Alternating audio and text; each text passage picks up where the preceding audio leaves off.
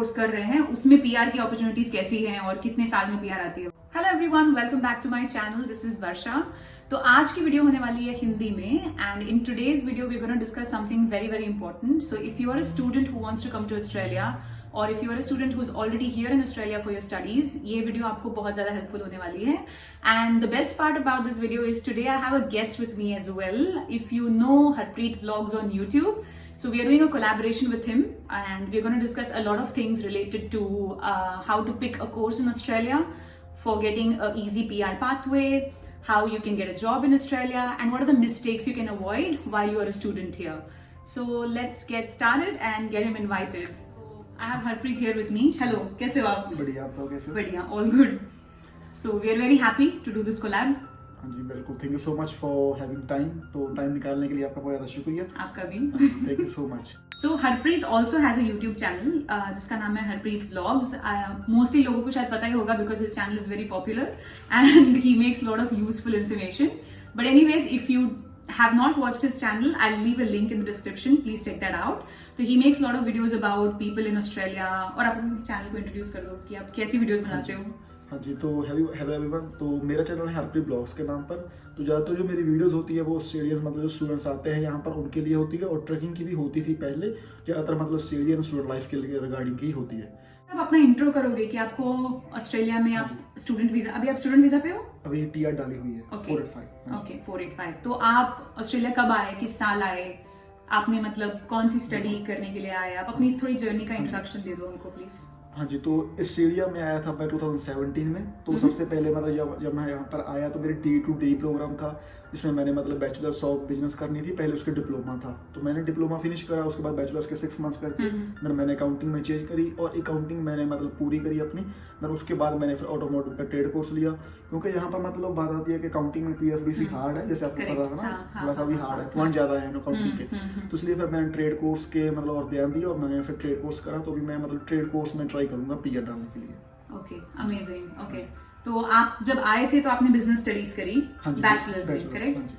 लेकिन उसमें पीआर नहीं है। हाँ जी, वो मैंने फिर चेंज कर ली, फिर मैंने अकाउंटिंग को स्विच कर दिया। Okay okay. एंड अकाउंटिंग में पीआर है, but accounting just so that you all know कि अकाउंटिंग में पीआर बहुत मुश्किल है। अभी शायद पॉइंट्स 100 के ऊपर है, 100 प्लस है। तो अगर आप मतलब 100 पॉइंट्स इकट्ठे करने बहुत मुश्किल है मतलब।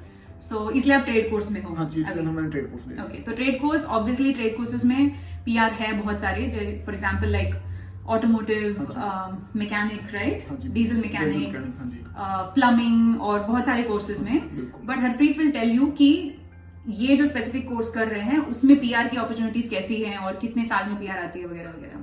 हाँ जी, तो जो मैं कोर्स कर रहा हूँ उसका नाम है ऑटोमोटिव। इसका मतलब है कि लाइट व्हीकल कार मैकेनिक जो होते हैं। तो उसके पीआर के लिए मतलब आपको पहले स्टडी करनी पड़ती है, जिसको कि मतलब नॉर्मली 2 साल की होती है। देन 2 साल की स्टडी के बाद आपका 485 वीजा, जैसे हम टीआर बोलते हैं, वो आप डाल सकते हो। और टीआर के ऊपर आपने फिर घंटे पूरे करने, जिसे बोलते हैं हम स्किल असेसमेंट। टीआर के ऊपर फिर अपने जो घंटे होते हैं अपने आवर्स पूरे करके अपने स्किल असेसमेंट करवानी होती है। पर उसके बाद अगर आपकी मतलब स्किल असेसमेंट पॉजिटिव हुई, देन उसके बाद you will be allowed for like TR, फिर आप पीआर इजीली अप्लाई कर सकते हो। बट इसमें मतलब मुश्किल क्या आती है कि आपको फील्ड में काम करना पड़ता है। जो आप स्टडी कर रहे हो आपको वही मतलब काम करना पड़ेगा। कुकरी कर रहे हो तो एज ए कुक काम करना पड़ेगा।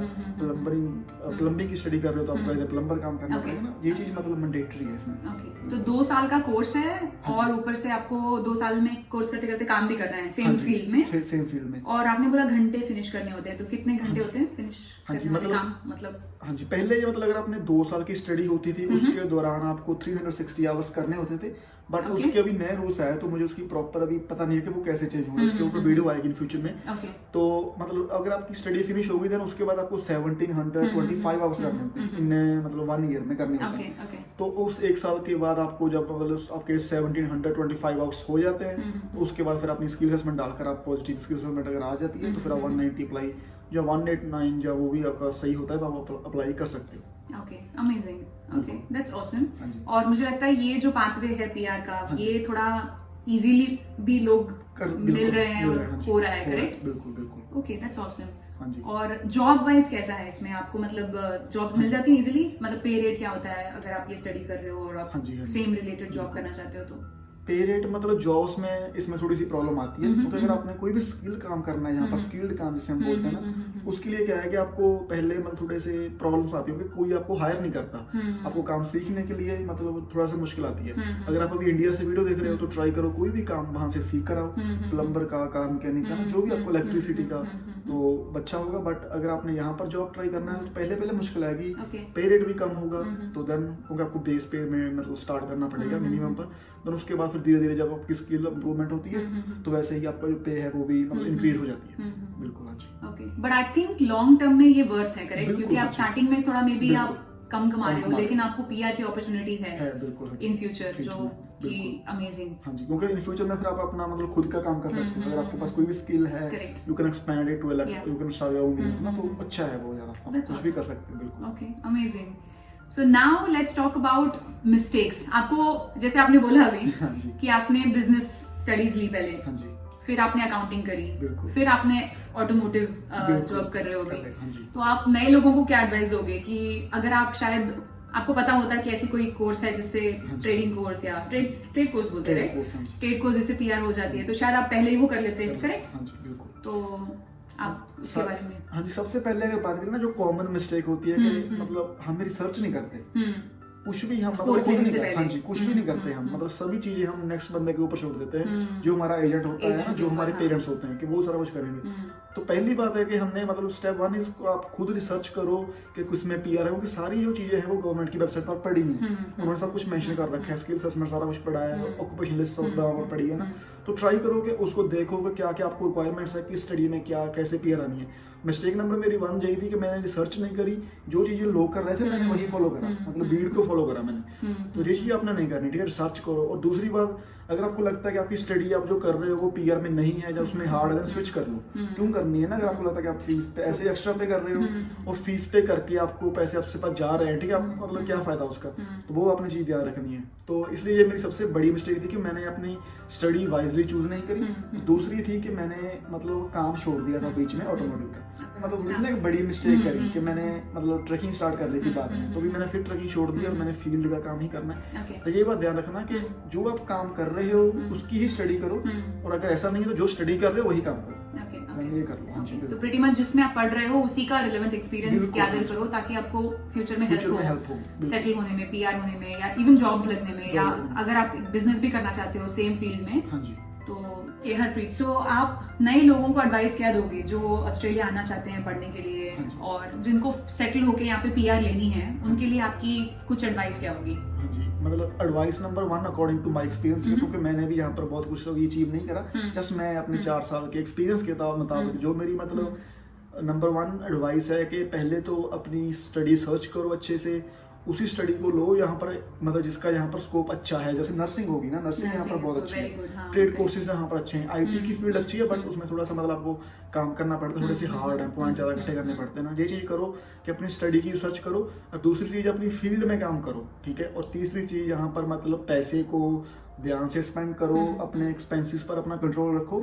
यहाँ पर अगर आप इंडिया से मतलब जब बंदा या कहीं से भी आप आते हो, तो मैं अगर आप नए नए पैसे कमाने लगते हो ना, बंदे का कंट्रोल नहीं रहता, थोड़ा सा कंट्रोल मतलब इधर हो जाता है। तो उस चीज का ध्यान रखना कि you should know like where you spending your money, ठीक है। तो क्योंकि फ्यूचर में आपको अपने पैसे से काफी कुछ करना होगा, जैसे आपका भी एक्सपीरियंस रहा है इस चीज में, तो इसलिए मतलब ये बहुत ज्यादा पैसे की बात यहाँ पर बहुत इंपॉर्टेंट है।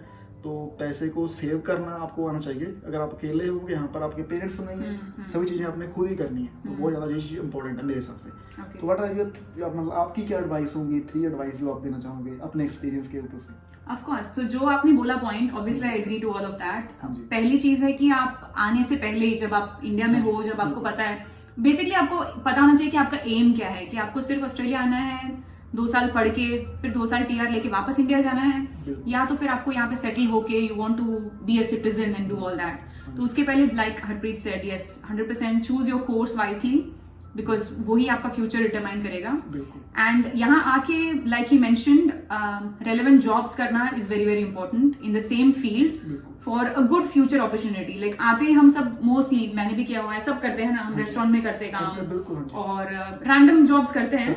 तो random jobs is good for time being, सिर्फ अपना सेटल होने के लिए इनिशियली, लेकिन मुझे लगता है कि उसी में आपको पूरा अपना 2 साल 2.5 साल उसी काम पे नहीं रखना चाहिए। बिल्कुल, ये इम्पोर्टेंट, मतलब पहले कर लो ना, और ज्यादा लॉन्ग टर्म ना करो। थोड़ा सा जब आपकी थोड़ा सा लग गया कि आपको अभी पैसे आ गए हैं और स्टेबिलिटी हो गई, देन फिर स्विच कर लो 6 महीने बाद 7 महीने बाद। करेक्ट। तो रेलेवेंट जॉब्स कोई भी आप करो, और I think also having a side hustle is very important, कि एक्स्ट्रा आप कुछ कमाओ साइड में, ताकि वो आपको हेल्प हो सकती है। कल पीआर प्रोसेस करने के लिए भी फीस बहुत लगती है ना, तो स्किल असेसमेंट के पैसे लगते हैं, पीआर अप्लाई करने के लिए पैसे लगते हैं, तो it's always good to have some side hustle और सब साइड इनकम सेविंग्स वगैरह, जिससे आपका मनी यूजफुल रहे बाद में। हाँ जी, तो आपको क्या लगता है कि मतलब कौन सी साइड हसल्स अच्छी हैं जो लोग मतलब यहाँ पर कर सकते हैं आपके हिसाब से? साइड हसल्स तो बहुत सारी हैं वैसे करने के लिए, तो गर्ल्स के लिए बहुत सारी हैं, मेन के लिए बहुत सारी हैं, तो there is lot of things you can do. इसके ऊपर मैंने एक वीडियो भी बनाई हुई है वैसे, स्पेशली मैं लिंक में डाल दूंगी आपको अगर देखना है डिटेल में। तो फॉर एग्जांपल साइड हसल में क्या आप ई कॉमर्स कर सकते हो, Amazon पे सेल कर सकते हो, eBay पे सेल कर सकते हो, लेकिन उसके लिए आपको इन्वेस्टमेंट लगेगी। लेकिन अगर आपको इन्वेस्टमेंट नहीं करनी है, आपको सिंपल घर बैठे ही कुछ करना है, तो it could be as simple as selling tiffins from home, जो बहुत लोग करते हैं। ये बहुत ही सिंपल चीज है, इसके लिए आपको इतनी इन्वेस्टमेंट भी लगती नहीं। जैसे आप 4 रोटी अपने लिए बनाते हो, you can make more rotis and sell it to people. ये साउंड करने में बहुत छोटा लगता है कि बहुत कम अमाउंट होती है, लेकिन you will be shocked to see how much people earn ये सब घर पे करके। यहाँ पर डिमांड बहुत है, लोगों के पास टाइम नहीं होता, जॉब पर जाते हैं, घर पर बनाना नहीं है ना, बहुत ज्यादा अच्छा। मुझे भी नहीं पता थी ये चीज, बहुत अच्छा पॉइंट आपका। तो वो एक हो गया, और फ्लोरिस्ट हो गया कि अब यहाँ पे पूजा होती है घरों पे लोगों को, तो उनको माला अगर आपको बनानी आती है घर से, फ्लावर शॉप से आप ले सकते हो। ये तो छोटी छोटी चीजें हैं, बट इसका डिमांड देखोगे तो यू विल बी शॉक्ड कि कितना ज्यादा है। लड़कियों के लिए मेकअप हो गया, मेकअप, मेहंदी, और उसका भी बहुत स्कोप है। तो छोटे छोटे एग्जांपल्स हैं, but yeah there is lot of things you can do as a side hustle. तो जैसे कि हरप्रीत ने बोला कि उन्होंने ट्रकिंग भी की है कुछ टाइम पे, मैं उसके बारे में एक डिटेल्ड वीडियो बाद में बनाऊंगी about how you can get into this industry, कितना पे रेट होता है वगैरह वगैरह, उसके बारे में हम एक डिटेल वीडियो बनाएंगे, नहीं तो ये बहुत लंबा हो जाएगा। But for now I think that's it. I hope you all found it helpful, और अगर आपके कोई क्वेश्चंस हैं तो आप हमको कमेंट्स में पूछ सकते हो। मैं हरप्रीत का चैनल भी लिंक कर दूंगी नीचे, तो please go and subscribe to that as well. And हमने हमारा इंस्टाग्राम भी डाला हुआ है, तो अगर आपके पास कोई क्वेश्चंस हैं तो please let us know. And that's it I guess. See you all, आपका टाइम निकालने के लिए, and thank you so much for watching our video. Thanks for watching, see you next time, bye bye.